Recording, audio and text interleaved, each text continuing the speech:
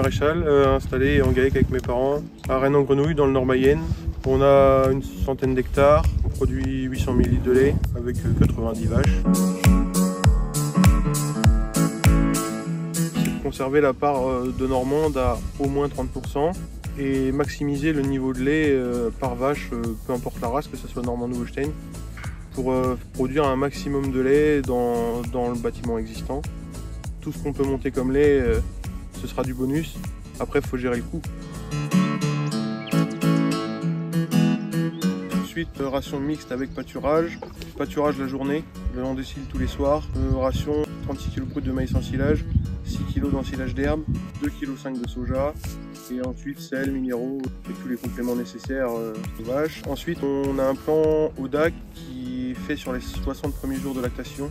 Donc là, c'est une courbe qui monte progressivement sur un petit mois pour atteindre le pic au maximum à 60 jours, quoi. On a parlé un peu rationnement, valorisation de ration et Wilfried était un peu dans ce démarche-là, donc on a proposé un bousomètre. On a trouvé un résultat qui était pas mauvais, mais qui était un bon 20%. Et donc le but, c'était de descendre les résultats du bousomètre afin d'optimiser la ration. Donc ça s'utilise à 100 grammes par vache, Spadea rumen. Moi j'ai fait mes calculs, j'ai réfléchi, ça me revenait à peu près kiff-kiff à mettre le bicarbonate que j'utilisais en plein tout le temps sur le troupeau. Donc du coup je me suis dit pourquoi pas essayer, je prends pas un gros risque économique.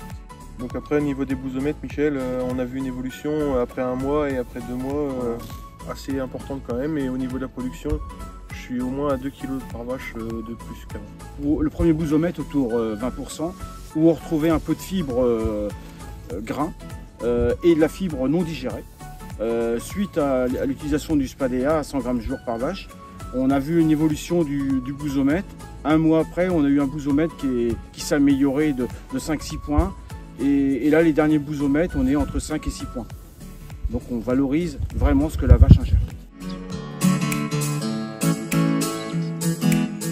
Elles ont le poil un peu plus frais, mais c'est surtout les signes cliniques d'acidose, en fait, rouge au niveau des sabots et au niveau des cornes pour celles qui en ont. On a supprimé, pas la totalité, mais une bonne partie de ça. Et pourtant, avec le bicard, qui est censé, je pense qu'on a une efficacité plus longue et ça fait du bien aux vaches, quoi. On a quand même moins de parage qu'avant. Des vaches qui se déplacent mieux, qui sont, où on voit plus de subacidose réelle ou acidose. Donc des vaches qui vont plus vite manger, vont ingérer plus de fourrage et ruminer davantage pour valoriser la ration.